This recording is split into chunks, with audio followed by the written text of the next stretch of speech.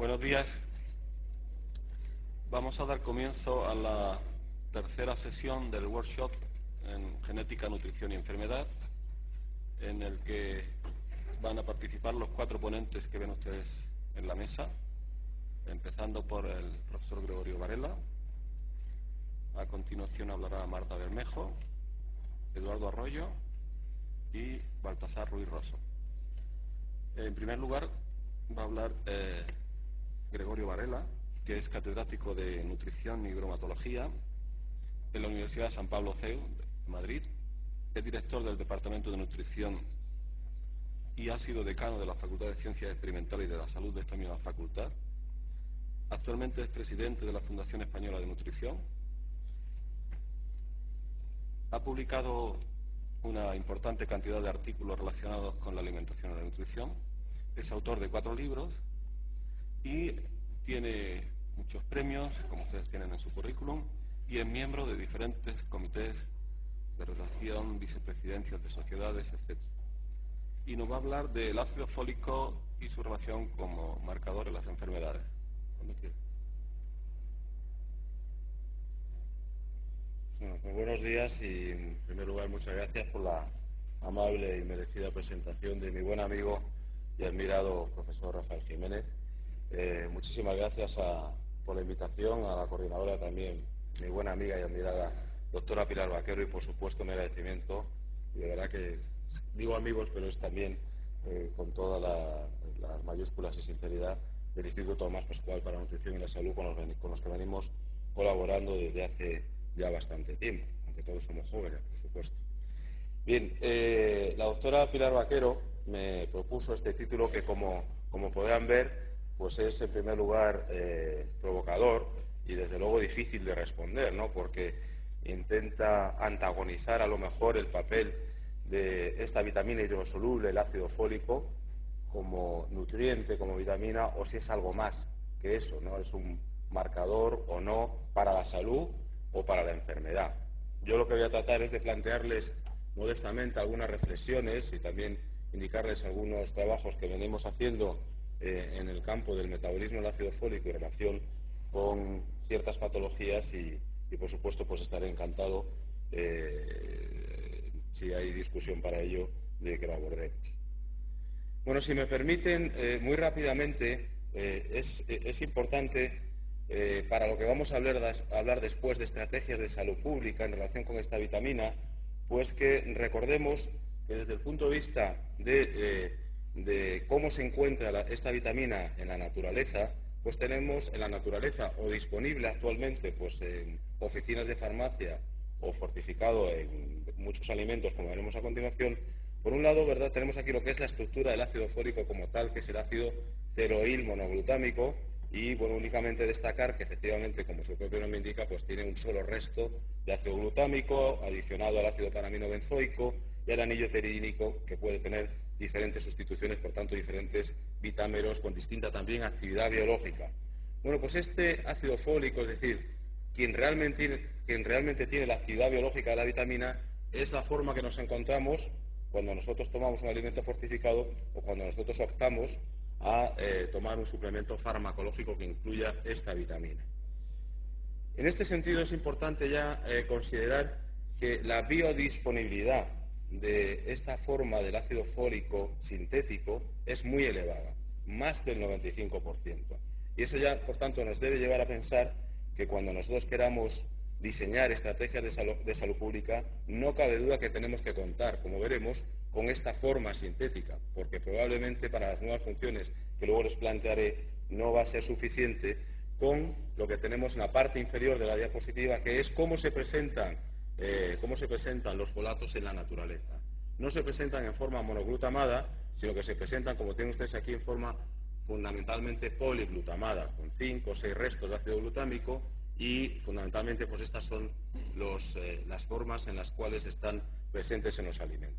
Más allá de lo que es la estructura química, lo que sí interesa mucho desde el punto de vista de la nutrición es que la biodisponibilidad de los folatos contenidos en los alimentos no supera el 50%. Y dicho también sea de paso, es un campo todavía muy desconocido. Luego fíjense que hay una diferencia muy importante, sobre todo desde la aplicación práctica, el considerar folatos naturales presentes en los alimentos versus folatos en su forma sintética para fortificación o para suplementación. Si nosotros consultáramos un libro de nutrición, pues de no más de hace 5 o 10 años, probablemente cuando fuéramos al capítulo referido a deficiencia en ácido fólico, nos íbamos a encontrar exclusivamente con lo que les pongo aquí. La carencia clásica. La carencia clásica es la anemia megaloblástica, que es indistinguible, por otro lado, de la que está causada por la deficiencia en vitamina B12, y desde luego también es verdad que en algunas ocasiones, si se instaura de forma crónica esta anemia megaloblástica, puede derivar en alguna sintomatología neurológica, neuropsiquiátrica. Y ahí se quedaría, digamos, lo que son los problemas, la relación fundamentalmente, si quieren, con la clínica, con salud, hasta hace, insisto, muy poquito tiempo. De manera que, de acuerdo a el papel del ácido fólico en la prevención de la anemia megaloblástica, ¿verdad?, pues podríamos hablar de alguna manera de la visión convencional de la nutrición, si se me permite el término. Y esa visión convencional de la nutrición, muy válida, pues ¿qué nos diría? Que una dieta mixta, variada y equilibrada, como repetidamente decimos en nutrición, contiene suficientes nutrientes para mantener la salud. Que grupos específicos como niños o personas de edad pueden tener los requerimientos aumentados, pero deberían poder cubrirse a través exclusivamente de la dieta, sin recurrir a la fortificación, sin recurrir a la suplementación. Y por ponerles un caso de situación fisiológica especial, pues el embarazo, que por supuesto, como ocurre en general con las vitaminas, supone un aumento en los requerimientos, pues también podrían alcanzarse esos requerimientos aumentados por los almacenes corporales y a través de una ingesta superior. Esa es una visión convencional y que, bueno, pues ha sido muy válida, insisto, hasta ayer o antes de ayer. Pero claro, la moda del ácido fólico no viene dada, por supuesto, en la actualidad en nuestros países por la anemia megaloblástica, ni mucho menos, sino viene dada por estas nuevas funciones de los folatos, en muchos casos bastante evidenciadas científicamente y en otros muchos casos, como ocurre lógicamente en nutrición, mucho más emergentes. Aquí, si me permiten, tenemos lo que es de alguna manera esquematizada la hoja de ruta del ácido fólico en relación con las nuevas funciones, más allá de la prevención de la anemia megaloblástica. Fíjense que estamos hablando, pues como les decía, de hace apenas 15 años. A principios de los años 90, la suplementación con ácido fólico se demuestra que durante la etapa periconcepcional logra reducir en aproximadamente un 70% la incidencia de los defectos de tubo neural, malformaciones congénitas muy graves, incapacitantes, a veces también incompatibles con la vida. Iremos sobre este tema a continuación. Seguimos en la hoja de ruta de nuestra vitamina. A finales de los años 90 se identifica la hiperhomocisteinemia, la elevación de un aminoácido no esencial en sangre, como factor de riesgo potencial en la enfermedad cardiovascular. Y al mismo tiempo se demuestra que la suplementación con ácido fólico, un buen estado en ácido fólico, logra disminuir de manera muy marcada los niveles de este factor de riesgo potencial vascular. También en estos finales de los años 1990 empieza a haber una serie de estudios que intentan demostrar una asociación inversa entre estatus en folato y cáncer colorectal. Y finalmente, ya mucho más reciente, principios de los años 2000, nos encontramos con una avalancha de estudios, lógica, porque son las enfermedades que más están creciendo, que tratan de ver, estudiar, analizar la asociación entre ácido fólico, estado cognitivo y, más allá, las enfermedades neurodegenerativas. Y al final, también, mucho más reciente, pues es un posible papel en lo que es la salud ósea, posible papel que juegue el ácido fólico en la osteoporosis. Luego, fíjense que es un campo muy amplio, insisto, de mayor evidencia a menos, que es el que vamos a tocar a continuación. Y empezando por la primera función, es decir, el papel del ácido fólico en los defectos de tubo neural, como les decía, pues hubo un estudio publicado por el Medical Research Council, en un estudio multicéntrico, muy arriesgado por su diseño. Probablemente hoy no sería posible éticamente volverlo a desarrollar, y que logró demostrar que una suplementación de 20 veces las ingestas recomendadas que hasta entonces se venían proponiendo lograba reducir en un porcentaje muy importante estos defectos de tubo neural. Pero quiero dejar ahí la idea de que, lógicamente, no se logra la prevención completa. Eso da lugar a que no se conocían y no conocemos cuáles son los mecanismos moleculares que ayudarían a prevenir esos defectos de huevo neural. Por supuesto, parece que el ácido fólico sí juega un papel, pero debe haber algo más, si no lograríamos la prevención, ¿verdad?, pues prácticamente del 100%. Los defectos del tubo neural son malformaciones muy graves. Es un conjunto, un complejo, pues que van desde la espina bífida, que es lo más frecuente y común, hasta la anencefalia, pues que normalmente es incompatible con la vida del recién nacido.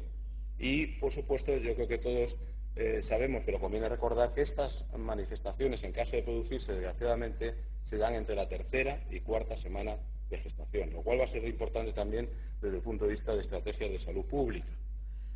Como comprenderán, el poder reducir un 70%, es decir, de manera muy importante, estos problemas, fue una gran esperanza, porque entre otras cosas la nutrición es barata siempre y, por tanto, pues se surgió la obligación desde diferentes países qué hacer para tratar, lógicamente, de mejorar ese estatus en folato, en su caso, o fortificar, suplementar, como veremos a continuación. Pero yo quería hacer también una mención dentro de los mecanismos. Vamos a ver también lo que ha sido la hoja de ruta de las estrategias de salud pública. A partir de ese estudio y otros que lo confirmaron, se empieza a recomendar que todas las mujeres en edad fértil deben consumir 0,4 miligramos de ácido fólico diarios adicionados a los incluidos en la dieta. A partir del año 1998, Estados Unidos y Canadá lideran una medida muy arriesgada de política nutricional, que continúan con ella, y se han sumado muchos más países, como veremos, que es la fortificación obligatoria de un determinado número de alimentos, es decir, fundamentalmente los derivados de las harinas.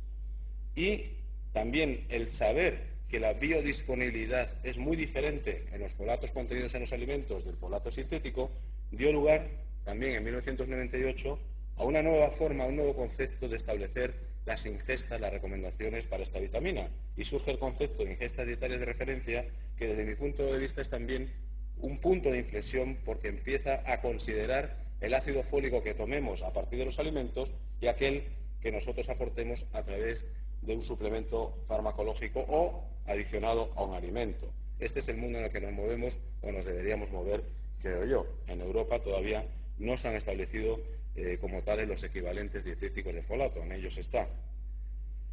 Miren, como les decía, dentro de los mecanismos, y además en un workshop que es de genética, nutrición y enfermedad, pues es importante recordar que en lo que se está trabajando mucho es en la posible interacción que haya entre alguna variante termolábil de alguno de los genes que regulan los enzimas implicados en el ciclo de los folatos y precisamente pues los defectos de tubo neural y algunas de las enfermedades que les he comentado relacionadas, cardiovasculares, etc. Y les traigo aquí lo que es el esquema del ciclo de metionina-metilación, en el cual los folatos juegan un papel crítico. Este ciclo de los folatos, donde están implicados esos diferentes vitámeros a los que me he relacionado en primer lugar, pues hay una reacción aquí muy importante, que es la capacidad que tengamos o no de que uno de los vitámeros, el 5,10-metiltetraidofolato, pueda rendir 5-metiltetraidofolato, porque este 5-metiltetraidofolato va a ser el encargado de ceder el grupo metilo, de manera que podamos regenerar metionina a partir de homocisteína y, por tanto, tratemos de evitar elevaciones de homocisteína, que ya hemos dicho, la homocisteína como molécula potencialmente tóxica es algo que evolutivamente pues, deberemos tratar de controlar. Bueno, pues lo que se ha visto en la actualidad es que hay un porcentaje mayor del que pensábamos de una variante termolábil que impide precisamente el que ocurra esta reacción clave en el ciclo de los folatos y clave también en el ciclo metionina-metilación. De manera que hoy se han identificado que los defectos de tubo neural se tiene más riesgo de padecerlos cuando está asociado a la presencia de esta variante termolábil de la enzima que les estoy hablando, la metiltetraidofolato reductasa.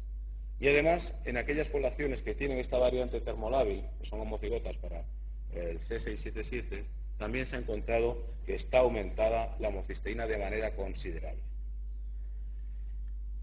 No está, por supuesto, hecho el mapa de prevalencia para esta variante termolábil, que, insisto, es uno de los puntos claves de investigación, pero sí los datos pues muestran que en población caucasiana de Europa, de Norteamérica, de Canadá, etcétera, la frecuencia está entre el 8 y el 20% de T-homocigoto, lo cual, como comprenderán, pues es algo, son unos porcentajes muy considerables y que podrían ayudar a explicar el por qué no se responde en muchas ocasiones al tratamiento con folato para prevenir los defectos de tubo neural. Queda por confirmar, pero ahí se lo indico. Si nos hemos convencido de que tiene una función ese ácido fólico en la prevención de defectos de tubo neural y, como les decía, basado en el interés de tratar de hacer algo en salud pública, estas son las posibles estrategias que se deben plantear. Siempre en nutrición la primera estrategia, ¿verdad?, debería ser pues tratar de mejorar la ingesta de folatos naturales en la dieta. Una segunda, suplementar con ácido fólico. Una tercera, fortificar con ácido fólico, bien de manera obligatoria o bien pues de manera voluntaria. De todo hay, como veremos. Con respecto a la primera, ¿y todo ello por qué? Bueno, pues porque fíjense que ahora mismo los rangos de recomendaciones que tenemos para esta vitamina pues van desde 0,4 miligramos al día hasta 4, es decir, se multiplica por 10, lo cual no es fácil, por tanto, establecer unas recomendaciones. ¿Por qué hay esta diferencia? Pues desde lo que es población en general hasta lo que es población de mujeres de alto riesgo, que han tenido previamente un embarazo defectuoso con defecto de tubo neural. Luego es un rango muy importante y eso también plantea mayores problemas desde el punto de vista de salud pública. La primera estrategia, aumentar la ingesta a partir de la dieta, pues es válida para el rango inferior de recomendaciones y desde luego no es válida para estas nuevas funciones. ¿Por qué? Bueno, en primer lugar, no conocemos bien todavía la disponibilidad para los diferentes vitámeros que están presentes en los folatos contenidos en los alimentos.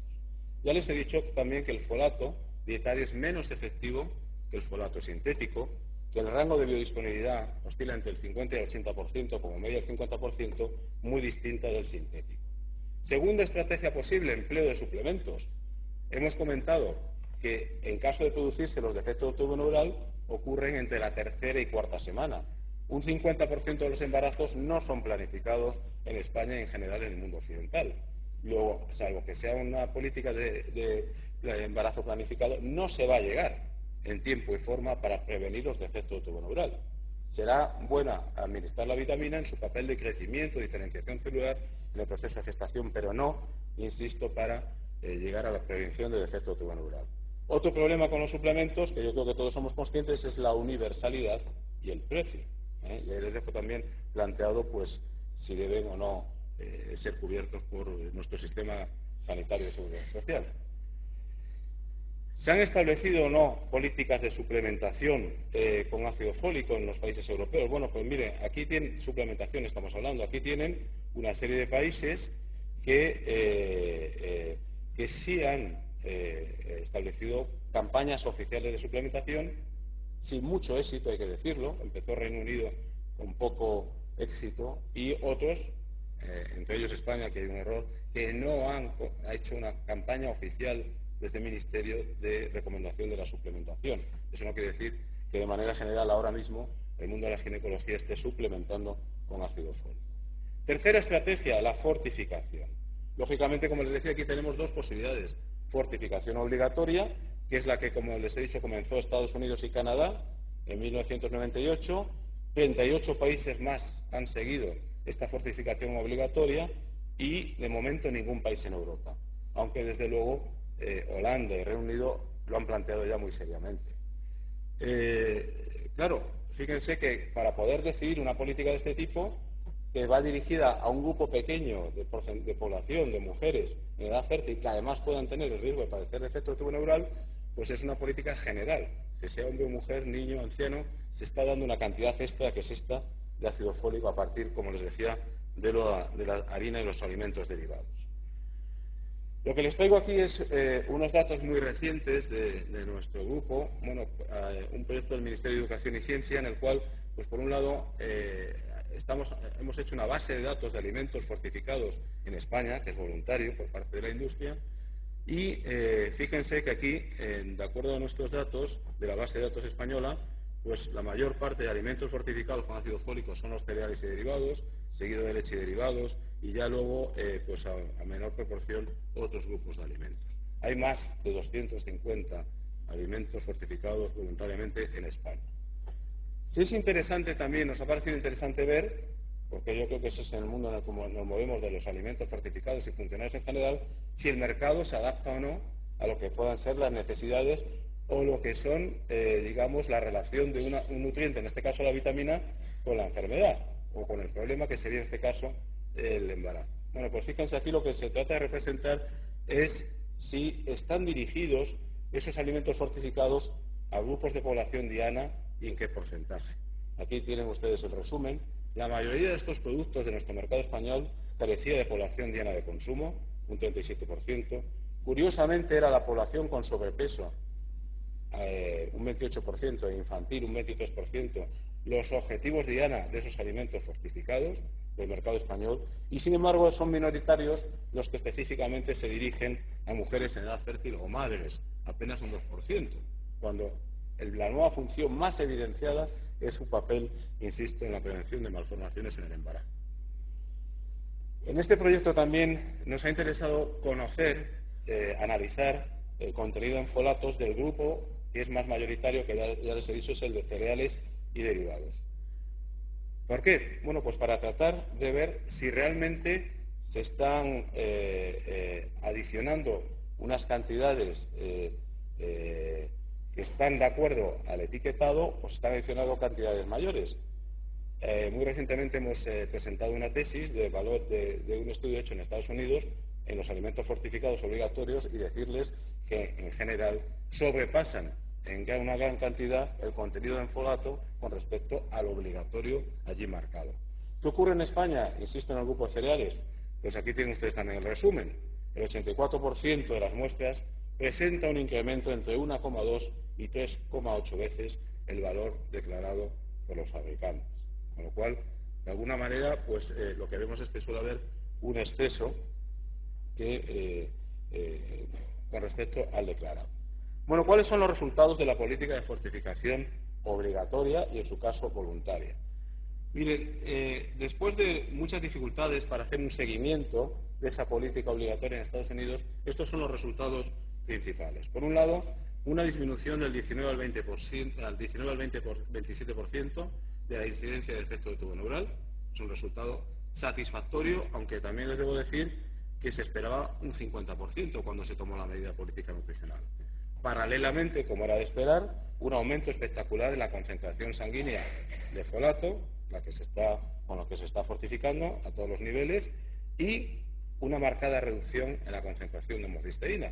Ese sí es un efecto positivo, aparentemente, para el conjunto de la población estadounidense y canadiense. Bueno, estos son los estudios de seguimiento principales que demuestran esa reducción de la prevalencia de efecto tuboneural, como les decía, entre el 19 al 27%, y los estudios más significativos de ese resumen que les he comentado de el periodo prefortificación frente al periodo postfortificación para los datos de folato sérico, eritrocitario, etcétera, consiguiéndose evidentemente un aumento muy espectacular. La política de fortificación obligatoria ha tenido la suerte, ese es mi punto de vista, de que en su desarrollo se encontrara con ese papel creciente de la homocisteína como nuevo factor de riesgo cardiovascular, el papel de la vitamina en el cáncer colorectal, en función cognitiva, en osteoporosis. Por tanto, algo que era muy concreto para un grupo de población muy diana y muy pequeñito, pues puede beneficiar al conjunto de la población. ¿Qué podemos decir desde el punto de vista de fortificación y enfermedad cardiovascular? Bueno, pues que se ha encontrado, ¿verdad?, una mejora sustancial, ya lo hemos dicho, en folato, que a su vez disminuye la homocisteína plasmática y, consecuentemente, la prevalencia de hiperhomocisteinemia. Que la reducción de la homocisteína plasmática debido a la fortificación ha sido menos pronunciada que el aumento del folato sérico, y lo que más nos interesa es si efectivamente incide sobre las tasas de morbimortalidad por enfermedad cardiovascular, más allá de que disminuya la concentración del aminoácido o no. Bueno, pues recientemente ha habido estudios que no lo demuestran, otros sí. Yo les traigo aquí dos, uno de Jan y colaboradores del 2006, que sí han visto ya que tras el periodo postfortificación parece haber una disminución de la morbimortalidad por enfermedad cardiovascular en Estados Unidos. Y más recientemente todavía, de Merck, pues ha demostrado en un metaanálisis que efectivamente se confirma esta observación de menor morbimortalidad, lo cual, pues verán, abre muchas esperanzas en este sentido. Otra patología que ha suscitado gran interés en relación con el ácido fólico es por cáncer les decía, sobre todo cáncer colorectal. Pero aquí es un buen ejemplo digamos, del mundo en el que nos movemos, de la posible dualidad de la vitamina, de comportamiento de dosis moderadas frente a dosis excesivas. Porque lo que sí se ha encontrado es que la deficiencia en folato, por supuesto, en tejidos normales, parece predisponer a la transformación neoplástica, y la suplementación con ácido fólico suprime el desarrollo de tumores en tejidos normales. Pero fíjense que el folato tendría un efecto protector frente al cáncer en individuos sanos, pero una vez que se ha instaurado el cáncer, por lo que vamos conociendo ahora, la suplementación podría aumentar el desarrollo y la progresión de las lesiones. Esta ha sido una hipótesis que ha sido muy comentada, también debatida y controvertida, de Young Kim, publicada en American Journal of Clinical Nutrition, y que desde luego parece que se confirma en ese sentido.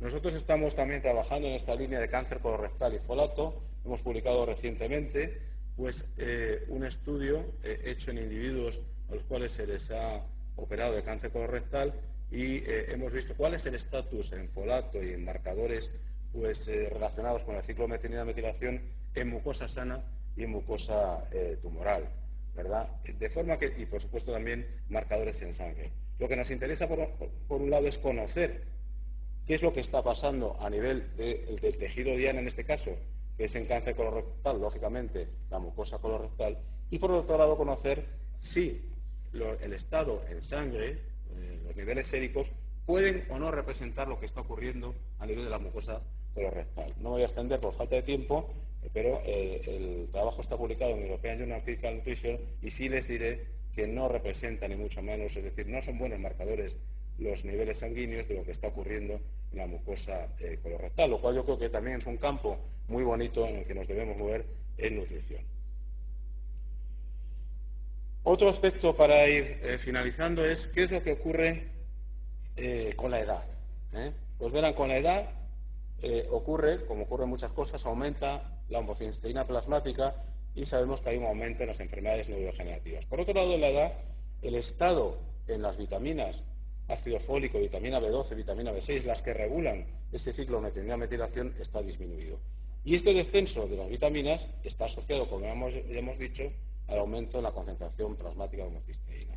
Luego, aquí también se abre un campo muy importante de trabajo sobre si puede ayudar un buen estado vitamínico a mantenimiento de la función cognitiva o a frenar enfermedades neurodegenerativas. Nosotros hemos publicado también ahora en el 2007, hemos tenido la suerte de ser los encargados de realizar el análisis del estudio Seneca-Hale, que es un estudio en personas de edad avanzada en Europa, y decirles que, por supuesto, lo que hemos encontrado es un incremento importante en los 10 años de seguimiento de nuestra población de personas mayores en las tasas de homocisteína y otros hábitos y estilos de vida que no me voy a detener. El que esté interesado, pues por supuesto, le facilito el trabajo.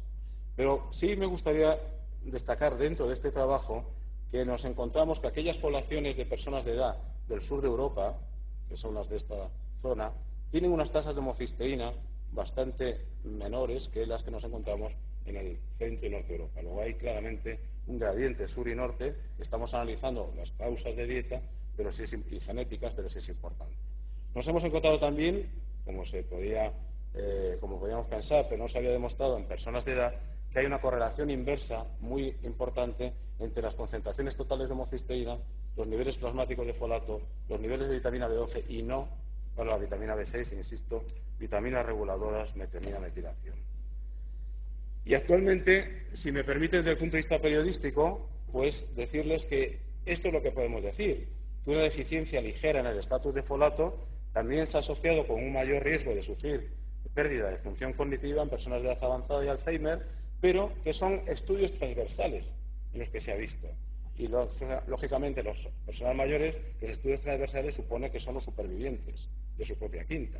Por tanto, los estudios longitudinales no se han hecho, hay algunos que se han empezado, pero ahí desde luego hay que también una línea muy bonita de investigación. La última pregunta, y yo creo que no menos importante, es ¿hay efectos adversos asociados a ingestas elevadas de ácido fólico? La visión clásica, más clásica, es que al ser una vitamina hidrosoluble, pues si me permiten la expresión, lo único que haría sería producir orina cara, porque lo eliminaríamos por orina y se acabó. Una visión menos clásica que esta, pero ya también tradicional, es que el único riesgo sería el enmascaramiento de la deficiencia en vitamina B12. Ya les he dicho que desde el punto de vista metabólico y de síntomas de deficiencia, ácido fólico y vitamina B12 son hermanas, primas hermanas. Por tanto, si nosotros suplementamos con un exceso de ácido fólico, podemos estar enmascarando la sintomatología neurológica asociada en personas mayores a la deficiencia en vitamina B12. De forma que se han establecido unos niveles máximos tolerables de ingesta, que es 1 miligramo al día, porque ahí sí, a partir de esos niveles máximos tolerables de ingesta, podrían empezar problemas. Aquí tienen ustedes una relación de dudas, si se me permite la expresión, dudas avaladas por trabajos muy buenos publicados, con respecto a la seguridad de la fortificación, y que van desde lo que les he comentado del papel dual de la vitamina en cáncer colorectal, pues pasando a, también se ha visto que en algunas ocasiones puede ser positivo la fortificación o suplementación en función cognitiva, y un pequeño incremento de la cantidad de la dosis puede acelerar el deterioro cognitivo. Es importante también que se ha visto qué es lo que ocurre con la gran cantidad de ácido fólico sin metabolizar cuando lógicamente estamos dando un exceso. Eso es un campo en el cual estamos trabajando y que a mí particularmente pues me apasiona. ¿A qué vamos a dirigir ese ácido fólico? ¿Qué vamos a hacer con él desde el punto de vista de destino? Y aquí, por último, les muestro, siguiendo con este tema de los posibles excesos, pues que la ingesta de ácido fólico, resumen de trabajos, algunos nuestros y de otros autores, como tienen ustedes aquí, pues que cuando la ingesta de ácido fólico la hacemos en cantidades muy elevadas, se crean condiciones metabólicas similares a las del déficit de folatos. Es decir, actuaría más bien como un xenobiótico, casi más que como un nutriente. De forma que lo que nosotros observamos, y otros autores, es un comportamiento en forma de U inversa, lo cual, pues como comprenderán, también es muy llamativo. Y modelos experimentales animales, hemos publicado en este sentido muchos trabajos sobre los excesos de ácido fólico y consecuencias, el comportamiento es el mismo, en forma, por supuesto, de U inverso. Luego, dos grandes retos: conocer la importancia del ácido fólico sin metabolizar, y otra cosa es conocer, avanzar en el estado nutricional en vitamina B12 si condiciona la respuesta del organismo a diferentes dosis. Es decir, hoy no parece suficiente con hablar de ácido fólico en relación con salud, sino que casi con toda seguridad dentro de 5 años tendríamos que añadir al título ácido fólico, vitamina B12 como marcadores de enfermedad en un curso como este. Pues nada más, muchas gracias.